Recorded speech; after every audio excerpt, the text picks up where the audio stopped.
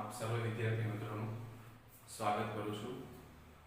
તો આજે આપણે ધોરણ 11 સાયન્સ મેથ્સ ચેપ્ટર નંબર 1 બરાબર ગણ એટલે કે સેટ, તો એનો પરિચય મેળવીશું। ચેપ્ટર નંબર 1 બરાબર ગણ કોને કહેવાય, એને કઈ રીતે દર્શાવાય, એના ઉદાહરણ, એની બેઝિક પ્રક્રિયાઓ શું છે એના વિશે વિગતવાર અભ્યાસ કરીશું। તો સૌથી પહેલા ગણની વ્યાખ્યા શું, બરાબર આપણે ગણ ધોરણ 9 અને 10 માં એનો આંશિક પરિચય મેળવ્યો છે। સ્પેશિયલી નું અલગ ચેપ્ટર નહોતું ગણ કરી, બરાબર ધોરણ 9 અને 10 માં અલગ ચેપ્ટર નહોતું ગણનું સેટનું, પરંતુ તમે એનાથી પરિચિત છો ગણ કોને કહેવાય, બરાબર 9 અને 10 માં ઘણા ચેપ્ટરમાં ગણનો તમે આડકતરી રીતે અભ્યાસ તો કર્યો છે, ભલે એનો સ્પેશિયલ અલગ ટોપિક નતો અથવા તો અલગ ચેપ્ટર નતું, પરંતુ તમે એના દાખલા જોયા છે, બરાબર છે, એના ઉદાહરણ, એની પ્રક્રિયાઓ જોઈ છે। તો અહીંયા ધોરણ 11 સાયન્સમાં પહેલું જ ચેપ્ટર છે ગણ, સાવ અલગ ટોપિક નથી, બરાબર મેં કીધું એમ થોડુંક આંશિક તમે ભણી ગયેલા છો 9 અને 10 માં, પણ અહીંયા એની વિશે તમારે થોડો ડિટેલમાં અભ્યાસ કરવાનો છે, ડીપમાં અભ્યાસ કરવાનો છે।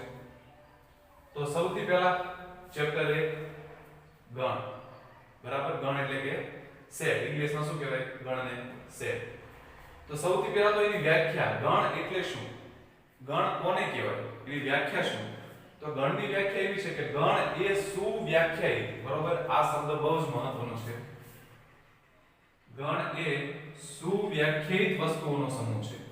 ગણ એ વસ્તુઓનો સમૂહ તો છે, ગણ સમૂહ તો છે, બરાબર, પણ કેવી વસ્તુ, તો કે સુવ્યાખ્યાયિત વસ્તુ કે જેને તમે ડિફાઇન કરી શકો, હા છે જ અથવા તો નથી જ, બરાબર। એટલે સુવ્યાખ્યાયિત વસ્તુઓનો સમૂહ હોય એને તમે સુવ્યાખ્યાયિત વસ્તુઓના સમૂહને તમે ગણ તરીકે પ્રસ્થાપિત કરી શકો, બરાબર। મેં તમને કીધું એમ કે તમે ધોરણ 9 અને 10 માં આડકતરી રીતે ગણ ચેપ્ટરનો અભ્યાસ કર્યો છે, બરોબર, સ્પેશિયલ એનો પોઈન્ટ નતો આવતો કે ગણ કોને કહેવાય, એની વ્યાખ્યા શું, આ કે તે, પરંતુ તમે આ બધું તો ધોરણ 9 અને 10 માં જોઈ જ ગયા છો। શું છે જો જાણીતા ગણના ઉદાહરણ, આપણે બરાબર મેથ્સમાં આ બધા જે ગણ છે એનો ઉપયોગ, બરાબર એનો અભ્યાસ બહુ વિશાળ પ્રમાણમાં છે। તો સૌથી પહેલા છે n, બરાબર n એટલે શું, તો કે બધી જ પ્રાકૃતિક સંખ્યાઓનો ગણ, કેવી સંખ્યા, પ્રાકૃતિક સંખ્યા, બરાબર n એટલે શું, બધી જ પ્રાકૃતિક સંખ્યાઓનો ગણ। એનો મતલબ શું, પ્રાકૃતિક સંખ્યા એટલે શું, એક આપણે જો આ રીતે સંખ્યા રેખા દર્શાવીએ તો આપણને ખબર છે કે મિડલમાં આપણે 0 લઈએ તો અહીં શું આવશે, જમણી બાજુની 1 2 3 આવી જ રીતે અનંત સુધી ચાલ્યા કરશે, બરાબર જમણી બાજુ ધન સંખ્યાઓ અનંત સુધી ચાલ્યા કરશે, એ જ રીતે 0 ની ડાબી બાજુ ઋણ સુધી -1, અહીંયા -2 -3 એવી જ રીતે અનંત સુધી, બરાબર આ અનંત સુધી સંખ્યાઓ ચાલ્યા જ કરશે કન્ટિન્યુ। તો પ્રાકૃતિક સંખ્યા તો કેવી, 9 અને 10 માં આપણે જોઈ ગયા છે કે પ્રાકૃતિક સંખ્યા કોને કહેવાય, તો કે 1 2 3 4 બધી જ 0 ની જમણી બાજુ આવેલી પૂર્ણાંક સંખ્યાઓ, પ્રાકૃતિક સંખ્યાઓ 1 2 3 4, તો 1 2 3 4 5 6 એવી રીતે અનંત સુધી ચાલ્યા કરશે। તો એ બધી જે સંખ્યાઓ છે આ બધી સંખ્યાઓને શું કહેવાય, પ્રાકૃતિક સંખ્યાઓનો ગણ। હવે પ્રાકૃતિક સંખ્યાઓને આપણે વાત કરી હતી, પ્રાકૃતિક સંખ્યાને શું કહેવાય ઇંગ્લિશમાં, નેચરલ નંબર્સ, બરાબર। તો નેચરલ નંબર્સ ઉપરથી એ નેચરલ નંબરનો પહેલો કેપિટલ લઈને એ જે સેટ છે એનું નામ આપી દીધું કેપિટલ N, બરાબર નેચરલ NATURAL, નેચરલ નંબર્સમાં પહેલો જે n છે એની ઉપરથી નામ આપી દીધું ગણને કેપિટલ N। તો કેપિટલ N એટલે શું, બધી જ પ્રાકૃતિક સંખ્યાઓનો ગણ। જો વિદ્યાર્થી મિત્રો ધ્યાન રાખજો કે હવે પછી 11 અને 12 સાયન્સમાં મેથ્સમાં ક્યાંય પણ એવું નહીં લખેલું કે પ્રાકૃતિક સંખ્યાઓનો ગણ અથવા પૂર્ણાંક સંખ્યાઓનો ગણ, બધી જ જગ્યાએ સેટને આ રીતે અક્ષરો વડે જ દર્શાવેલા છે, n z q r z + q + r +, બરાબર આ બધાની વાત કરીશું ડિટેલમાં। પરંતુ હવે આવી રીતે કે રકમમાં ઉદાહરણમાં એક્ઝામમાં કે આવી રીતે નહીં લખેલું, બરાબર. હવે બધી જગ્યાએ n z q r આવી રીતે પેપરમાં અથવા તો આપણા એક્ઝામ્પલમાં કોઈ પણ જગ્યાએ આવી રીતે અક્ષરો લખેલા હોય તો સમજી જવાનું કે જો કેપિટલ N હોય તો એ પ્રાકૃતિક સંખ્યા હોય. એનો મતલબ શું? તો કે 1 2 3 4 5 એવી જ રીતે અનંત સુધી. ત્યારબાદ બીજો જે ગણ આવે છે એ શું છે? z. z એટલે શું? બધી જ પૂર્ણાંક સંખ્યાઓનો ગણ. પૂર્ણાંક સંખ્યા એટલે શું? તો જો એનું પણ ઉદાહરણ આપ્યું છે. કઈ પૂર્ણાંક સંખ્યાઓ? તો કે 0 1 2 3 બધી જ પ્રાકૃતિક સંખ્યાઓ પ્લસ 0 પ્લસ બીજું શું? બધી જ ઋણ પૂર્ણાંક સંખ્યાઓ. એટલે 0 1 2 3 ધન પૂર્ણાંક બધી અને એવી જ રીતે બાકીની ઋણ પૂર્ણાંક -1 -2 -3 -4 આવી જ રીતે અનંત સુધી. એટલે બધી જ ઋણ પૂર્ણાંક સંખ્યાઓ, બધી જ ધન પૂર્ણાંક સંખ્યાઓ અને 0 આ બધી સંખ્યાઓને તમે લઈ લો અને એને કોઈ એક સેટમાં મૂકી દો, કોઈ એક ગણમાં મૂકી દો અને એ જે ગણ તૈયાર થાય કયો? બધી જ ઋણ પૂર્ણાંક સંખ્યાઓ, બધી જ ધન પૂર્ણાંક સંખ્યાઓ અને 0 ને સમાવતો જે ગણ તૈયાર થાય એ ગણને નામ આપ્યું પૂર્ણાંક સંખ્યાઓનો ગણ. બરાબર. તો પૂર્ણાંક સંખ્યાઓના ગણને કોના વડે દર્શાવાય છે? તો કેપિટલ Z વડે. બરોબર. પછી આવે છે બધી જ સમય સંખ્યાઓનો ગણ. સમય સંખ્યા એટલે એને કેના વડે દર્શાવાય? Q. બરોબર. સમય સંખ્યા એટલે હકીકતમાં ક્વોશન્ટ કહેવાય. બરાબર. ઇંગ્લિશમાં સમય સંખ્યાઓને ક્વોશન્ટ નંબર કહેવાય. એટલે ક્વોશન્ટના Q એની ઉપરથી સેટને નામ આપ્યું Q. બરાબર. તો બધી જ સમય સંખ્યાઓના ગણમાં શું આવશે? બધી જ અપૂર્ણાંક સંખ્યાઓ. બરાબર. કોઈ પણ અપૂર્ણાંક સંખ્યાઓ તમે લઈ લો. આપણે એમ લઈએ કે 7/3 તો અપૂર્ણાંક છે. હા, તો આ અપૂર્ણાંક સંખ્યા સમય સંખ્યામાં આવે. તો સમય સંખ્યામાં બધી જ અપૂર્ણાંક સંખ્યાઓ પણ આવે અને બધી જ પૂર્ણાંક સંખ્યાઓ પણ આવે. એનો મતલબ શું? કે -3 -2 -1 0 1 આ બધી તો આવશે જ. બરાબર. બધી જ પૂર્ણાંક સંખ્યાઓ તો આવશે જ. પ્લસ બીજી કઈ સંખ્યાઓ આવશે? તો કે અપૂર્ણાંક સંખ્યાઓ પણ આવશે. આ બધી પૂર્ણાંક સંખ્યાઓ તો આવશે પણ અપૂર્ણાંક સંખ્યાઓ મતલબ 7/2 -2/3 અથવા તો 1/17 આ બધી કેવી સંખ્યાઓ છે? અપૂર્ણાંક સંખ્યાઓ. તો આ અપૂર્ણાંક સંખ્યાઓ પણ કેમાં આવશે? સમય સંખ્યાઓના ગણમાં આવશે. બરાબર. ફરીથી ફટાફટ પ્રાકૃતિક સંખ્યા એટલે શું? બધી જ ધન પૂર્ણાંક સંખ્યાઓ 1 2 3 4 એટલે આ બાજુની. બરોબર. અહીંથી ચાલુ કરી બધી જ ધન પૂર્ણાંક સંખ્યાઓ 1 2 3 4 5 એ રીતે અનંત સુધી. પછી પ્રાકૃતિક સંખ્યા એટલે શું? તો કે બધી જ ધન પૂર્ણાંક 0 અને બધી જ ઋણ પૂર્ણાંક. બધી જ ઋણ પૂર્ણાંક સંખ્યાઓ પણ આવશે, 0 પણ આવશે અને બધી જ ધન પૂર્ણાંક સંખ્યાઓ પણ આવશે. તો એ જે સેટ છે એ બધી સંખ્યાઓને એક સેટમાં મૂકી દો, એક ગણમાં મૂકી દો તો એનું નામ શું? પૂર્ણાંક સંખ્યા. ત્યારબાદ આવે છે સમય સંખ્યા. સમય સંખ્યા કોને કહેવાય? સમય સંખ્યાની અંદર પૂર્ણાંક સંખ્યા તો આવી જ જશે. એનો મતલબ આ બધી સંખ્યાઓ આવી જશે. કઈ? બધી જ ધન પૂર્ણાંક સંખ્યાઓ આવી જશે, બધી જ ઋણ પૂર્ણાંક સંખ્યાઓ આવી જશે અને 0 પણ આવી જશે. પ્લસ બીજી કઈ? તો કે આવી રીતે અપૂર્ણાંક સંખ્યાઓ પણ. બરોબર. અપૂર્ણાંક સંખ્યાઓથી તો તમે પરિચિત જ છો. અપૂર્ણાંક સંખ્યાઓ શું? કે જેમાં અંશ અને છેદ આવતા હોય એને શું કહેવાય? અપૂર્ણાંક સંખ્યાઓ. તો બધી જ અપૂર્ણાંક સંખ્યાઓ પણ કેમાં આવશે? સમય સંખ્યામાં. કેમાં આવશે? સમય સંખ્યામાં. અને એને સમય સંખ્યાના ગણને કેના વડે દર્શાવાય? કેપિટલ Q વડે. બરાબર. ક્વોશન્ટ ઉપરથી કેપિટલ Q. ત્યારબાદ આવે છે ચોથો ગણ વાસ્તવિક સંખ્યાઓનો ગણ. વાસ્તવિક સંખ્યાને ઇંગ્લિશમાં શું કહેવાય? Real numbers. બરાબર. રિયલ એટલે વાસ્તવિક. બરાબર. રિયલ એટલે શું? આપણે નથી કહેતા કે કોઈ ઘટના વાસ્તવિક ઘટના હોય તો એને શું કહેવાય? આપણે રિયલ ઇન્સિડન્ટ. એટલે વાસ્તવિક એટલે શું? ટૂંકમાં રિયલ.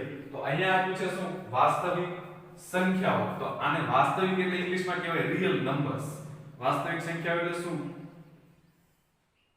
વાસ્તવિક સંખ્યાઓ એટલે શું? ઇંગ્લિશમાં શું કહેવાય? Real numbers. તો રિયલ નો કેપિટલ R પહેલો મૂળાક્ષર લીધો એટલે વાસ્તવિક સંખ્યાના ગણને કેના વડે દર્શાવાય? કેપિટલ R વડે. બરાબર. વાસ્તવિક સંખ્યાના ગણમાં તો વાસ્તવિક સંખ્યાના ગણમાં R માં કયા સભ્યો આવે? કયા ઘટકો આવે? R ની અંદર કયા ઘટકો આવે? તો કે દરેક ઘટકો જે પણ તમે વિચારી શકો એ બધા જ ઘટકો. એનો મતલબ શું? કે પ્રાકૃતિક સંખ્યા આવશે 1 2 3 4, 0 પણ આવશે, ઋણ પૂર્ણાંક સંખ્યાઓ પણ આવશે અપૂર્ણાંક સંખ્યાઓ પણ આવશે. આપણે જે વાત કરી તે આ કઈ સંખ્યાઓ હતી? સમય સંખ્યાઓ. બરોબર, આ કઈ સંખ્યાઓ હતી? સમય સંખ્યાઓ. તો વાસ્તવિક સંખ્યામાં કયા કયા સંખ્યાઓ આવશે? પ્રાકૃતિક સંખ્યા આવશે, પ્લસ પૂર્ણાંક સંખ્યાઓ આવશે, પ્લસ સમય સંખ્યા પણ આવશે. એનો મતલબ વાસ્તવિક સંખ્યાનો ગણ છે શું છે? આ ત્રણે ત્રણનો સરવાળો. વાસ્તવિક સંખ્યાનો જે ગણ છે આ ગણ એ શું છે? ત્રણે ત્રણ ગણનો સરવાળો. એટલે આના સભ્યો, આ ઘટકના સભ્યો અને આ ઘટકના આ ગણના સભ્યો દરેકે દરેક ત્રણે ત્રણ ગણના સભ્યો કેમાં આવશે? વાસ્તવિક સંખ્યાઓમાં. બરાબર, એટલે સૌથી મોટો ગણ કયો થયો?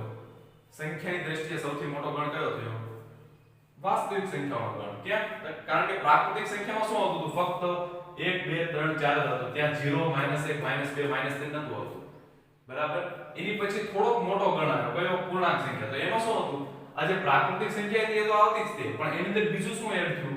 0 -1 -2 -3, એટલે બીજા વધારાના ઋણ સંખ્યાઓ અને 0 પણ એડ થયો. એટલે એનો મતલબ આની કરતા n કરતા z કેવો થયો? મોટો. બરોબર, સંખ્યાની દ્રષ્ટિએ n કરતા z કેવો થયો? મોટો.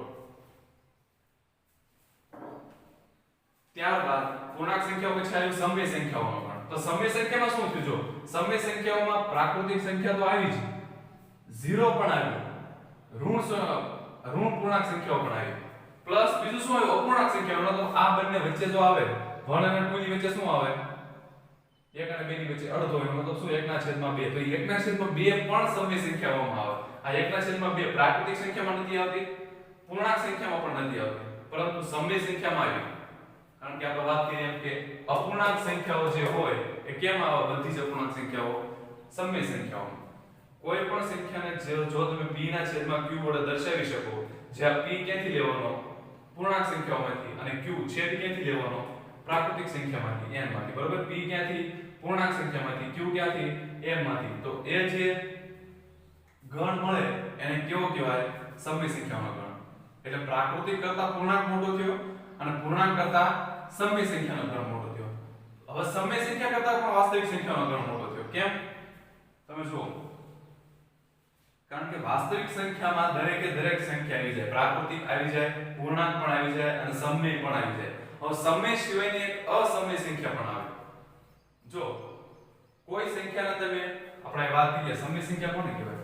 તો કે કોઈ સંખ્યા કે જે અપૂર્ણાંક હોય. બરોબર, 7/2 હોય તો આ કેવી સંખ્યા છે? અપૂર્ણાંક. 7/2 એટલે આ કેવી સંખ્યા છે? અપૂર્ણાંક સંખ્યા છે. તો આને તમે સમય સંખ્યા કહી શકો. પરંતુ એવી ઘણી બધી સંખ્યાઓ છે કે જેને તમે અપૂર્ણાંક સ્વરૂપે ના દર્શાવી શકો. ધારી લો કે આપણે અહીં 1 લઈ લઈએ અને આ શું છે? આ 2. 1 અને 2 વચ્ચે ઘણી બધી સંખ્યાઓ આવશે. કઈ કઈ આવશે? એક તો 1/2 એટલે 0.5 એટલે અહીંયા આવશે અડધો. 1/2 પછી 1/3 એટલે શું થશે? 0.33 એટલે અહીંયા આવશે આ 1/3. પછી 1/4, 1/5, 1/6. બરોબર, એવી બધી જ સંખ્યાઓ ક્યાં આવશે? 1 અને 2 ની વચ્ચે. તો 1 અને 2 ની વચ્ચે એવી પણ સંખ્યાઓ હશે કે જેને તમે આવી રીતે અપૂર્ણાંક સ્વરૂપમાં નહીં દર્શાવી શકો. બરાબર, આપણે ધોરણ 10 માં પહેલું ચેપ્ટર હતું વાસ્તવિક સંખ્યાઓ. એમાં તમે સમય અને અસમય સંખ્યાઓ વિશે ભણ્યા હતા. સમય સંખ્યા કોને કહેવાય?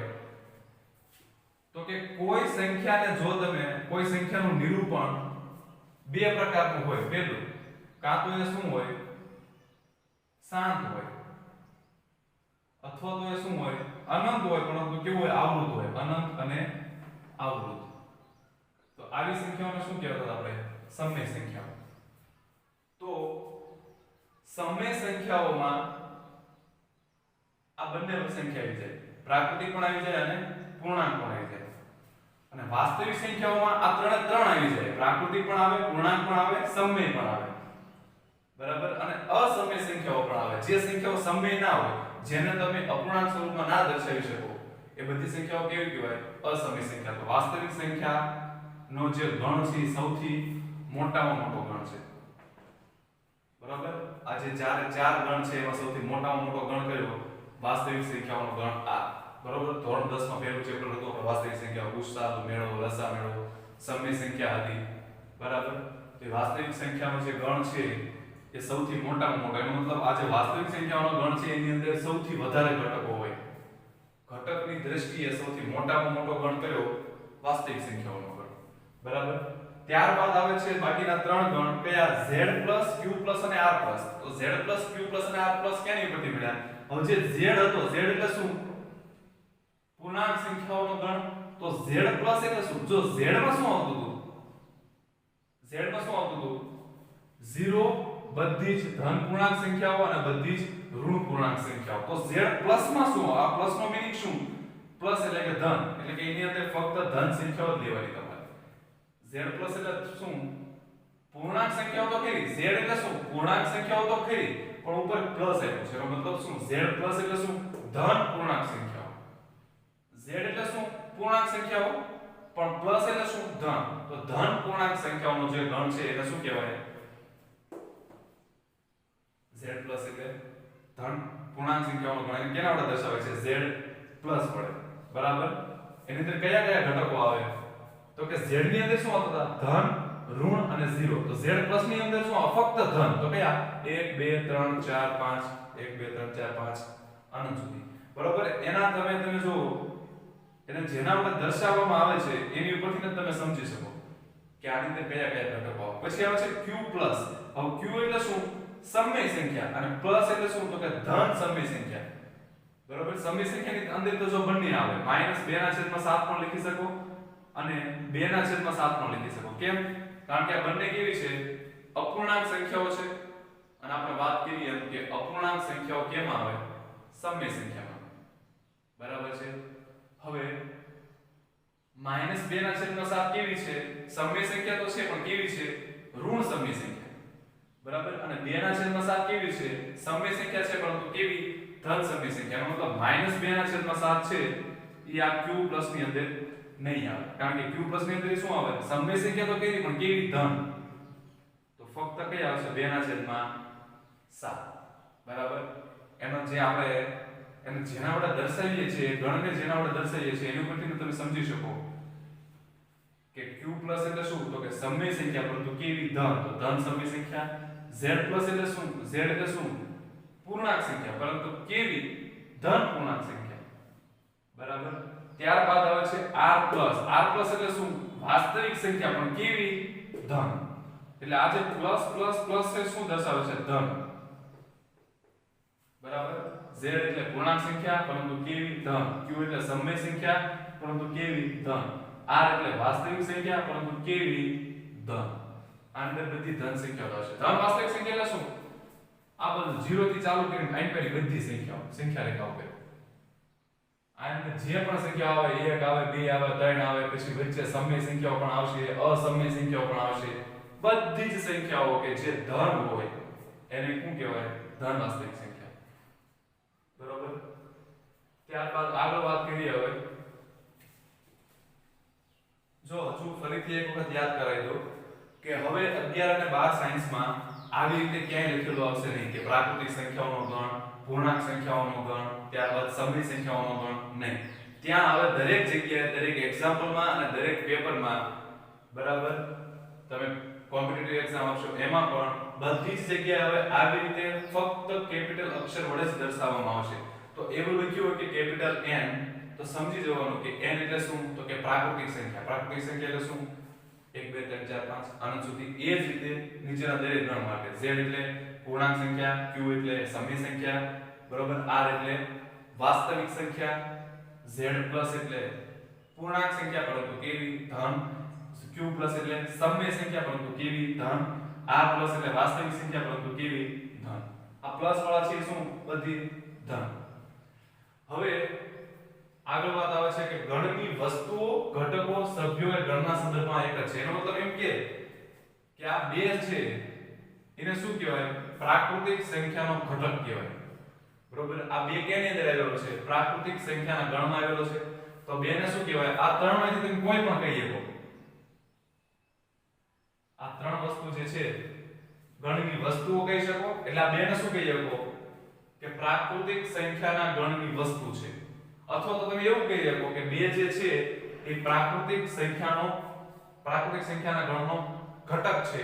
અને એ જ રીતે આ જે 2 છે એને શું કહી શકો કે પ્રાકૃતિક સંખ્યાના ગણનો સભ્ય છે. એટલે તમે ગણની વસ્તુઓ કયો અથવા તો ગણનો ઘટક કયો અથવા તો ગણના સભ્યો કયો બધું એક જ છે. ત્યારબાદ શું આવે છે જો કે ગણને અંગ્રેજી કેપિટલ મૂળાક્ષરો વડે જ દર્શાવવામાં આવે છે. અહીંયા જુઓ તમે પ્રાકૃતિક સંખ્યાના ગણને કેના વડે દર્શાવ્યો n પણ કેવો કેપિટલ. પૂર્ણાંક સંખ્યાના ગણને કેના વડે દર્શાવ્યો z પણ કેવો કેપિટલ. સમય સંખ્યાના ગણને કેના વડે દર્શાવ્યો q પરંતુ કેવો કેપિટલ. બરાબર એ જ રીતે વાસ્તવિક સંખ્યાના ગણને કેપિટલ r વડે, ધન પૂર્ણાંક સંખ્યાના ગણને કેપિટલ z પ્લસ વડે. ટૂંકમાં દરેકે દરેક જે ગણ છે એ ગણને જે અક્ષર વડે દર્શાવ્યા છે, જે મૂળાક્ષર વડે દર્શાવ્યા છે એ કેવા છે કેપિટલ. જો n z q r z q r એટલે ગણને અંગ્રેજી કેપિટલ મૂળાક્ષરો વડે જ દર્શાવવામાં આવે છે. ત્યારબાદ આવે છે ગણના સભ્યો અથવા ગણના ઘટકોને અંગ્રેજી નાના મૂળાક્ષરો a b c x y z વગેરે વડે દર્શાવવામાં આવે છે. એટલે ગણને કેના વડે દર્શાવવામાં આવે કેપિટલ અક્ષર વડે. પણ ગણની અંદર જે ઘટકો હોય ટૂંકમાં આવી રીતે લખી શકું કે માનો કોઈ ગણ છે a, એની અંદર ઘટકો આવેલા છે a b c બરોબર. તો આ જો આ ગણ છે, ગણને કેના વડે દર્શાવ્યો કેપિટલ અક્ષર વડે. ગણના સભ્યો અથવા ઘટકોને એવી જ રીતે સ્મોલ અક્ષર વડે દર્શાવવામાં આવે.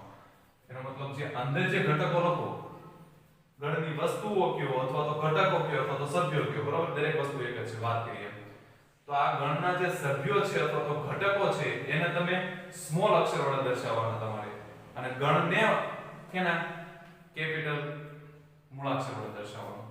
પછી આવે છે કે જો ઘટક a ગણ a ની અંદર આવેલો હોય તો શું લખાય a belongs to a અને ગણમાં ન હોય આવેલું હોય તો કેના વડે દર્શાવાય it does not belongs to a વડે દર્શાવવામાં આવે છે. અહીં જો a ઘટક a જે છે એ ગણ a ની અંદર આવેલો છે હા તો એને તમે આવી રીતે દર્શાવી શકો a belongs to capital A બરોબર. b ઘટક b જે છે એ ગણ a ની અંદર આવેલો છે હા. ઘટક c જે છે એ ની અંદર આવેલો છે હા. પરંતુ જો ઘટક d નથી આવેલો તો આ હું આવી રીતે લખી શકું ઘટક d does not belongs to a એનો મતલબ d a ની અંદર નથી આવેલો બરાબર છે. ત્યારબાદ આવે છે ગણને દર્શાવવા માટેની બે પદ્ધતિ છે. શું યાદીની રીત અને ગુણધર્મની રીત. આ જે ગણ છે આપણે જે ગણને દર્શાવ્યો આપણે બરોબર આને શું કહેવાય આ જે બધું દર્શાવ્યું ને યાદીની રીત કહેવાય. કેમ કારણ કે એને આપણે યાદી તૈયાર કરી છે. જો કે 1 2 3 4 હોય તો એને પ્રાકૃતિક સંખ્યા કહેવાય. -2 -1 0 1 2 અનંત સુધી હોય તો એને પૂર્ણાંક સંખ્યાઓ કહેવાય. એટલે આ આપણે બધું કઈ રીતે લખ્યું યાદીની રીતે. અને એવી જ રીતે એક બીજી રીત આવે છે ગુણધર્મની રીત બરાબર. એ બંનેની વાત કરીએ તો ગુણ યાદીની રીત એટલે શું કે જેની અંદર તમે ઉદાહરણ લખી શકતા હોય યાદી બનાવી શકતા હોય. આ જો પ્રાકૃતિક સંખ્યાના ગણને તમે યાદીની રીતે લખી શકો 1 2 3 4 5 એવી રીતે. એવી જ રીતે પૂર્ણાંક સંખ્યાઓના ગણને પણ તમે યાદીની રીતે લખી શકો. શું -2 -1 0 1 2 બરાબર વગેરે રીતે. તો યાદીની રીત આવે એવી જ રીતે ગુણધર્મની રીત આવે. એમાં શું હોય ગુણધર્મની રીતમાં તો કે કોઈક એવા ગણ હોય કે જેની અંદર અનંત સંખ્યાઓ આવતી હોય જેને તમે ગણને યાદીની રીતે લખી ના શકો. એનો મતલબ કે 1 2 3 4 ચાલો તમે યાદીની રીતે લખી શકો. પણ જે આપણે વાત કરી કોની વાસ્તવિક સંખ્યાના ગણની તો વાસ્તવિક સંખ્યાના ગણને તમે યાદીની રીતે ના લખી શકો. કેમ કારણ કે એમાં તો અનંત સંખ્યાઓ છે બરાબર. ફિક્સ તમે ના કહી શકો કે આ બંને વચ્ચે આ જ સંખ્યાઓ છે બરાબર. એટલે યાદીની રીતે ના લખી શકાય. એટલે એને કઈ રીતે લખે ગુણધર્મની રીતે. હવે ઈ બંનેનું એક ઉદાહરણ અહીંયા આપ્યું છે. જો આ ઉદાહરણ તમે સમજશો એટલે વધારે ક્લિયર થશે. યાદીની રીત કોને કહેવાય અને ગુણધર્મની રીત કોને કહેવાય. તમને એમ કીધું કે 42 ના અવયવોને યાદીની રીતે અને ગુણધર્મની રીતે બંને રીતે લખો બરોબર. 42 જે સંખ્યા છે 42 ના અવયવોને એનો મતલબ કોના કોના ઘડિયામાં 42 આવે બરાબર. 42 ને કઈ કઈ સંખ્યાઓ વડે ભાગો તો શેષ 0 આવે.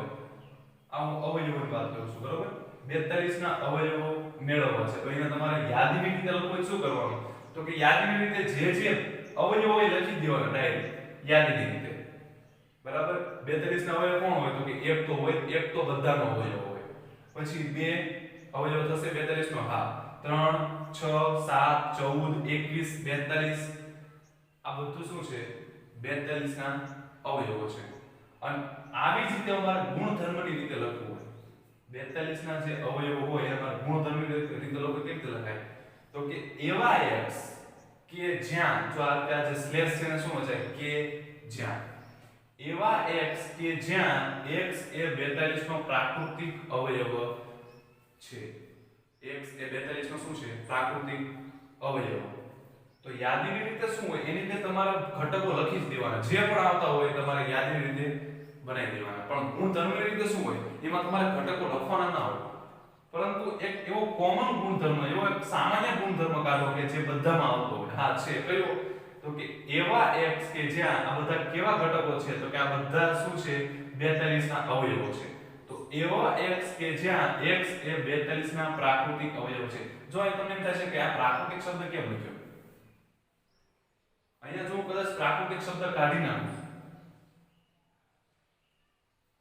x એવી રીતે લખું કે x કે જ્યાં x એ 42 ના અવયવ છે તો કયા કયા ઘટકો આવશે આ બધા ધન ઘટકો તો આવશે જ બરોબર 1 2 3 6 7 14 21 અને 42 પરંતુ ઋણ ઘટકો પણ આવશે કયા -1 આવે -2 આવે -3 આવે -6 આવે -7 આવે -14 આવે -21 આવે -42 આવે એટલે બધા ઋણ ઘટકો પણ આવશે કેમ તમે અવયવો છે એવું કોને કહી શકો માનો કે આપણે કહીએ કે 42 નો અવયવ 7 છે કઈ રીતે અવયવ ક્યારે કહેવાય કે 42 ને 7 વડે ભાગો તો શેષ 0 આવી પડે જો તો 7 6 42 એટલે શેષ 0 આવી હા તો 7 જે છે 42 નો અવયવ કહેવાય તો -7 કહેવાય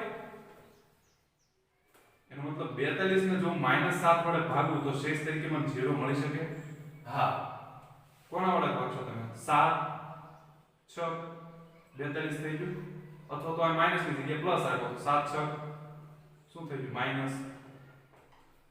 -42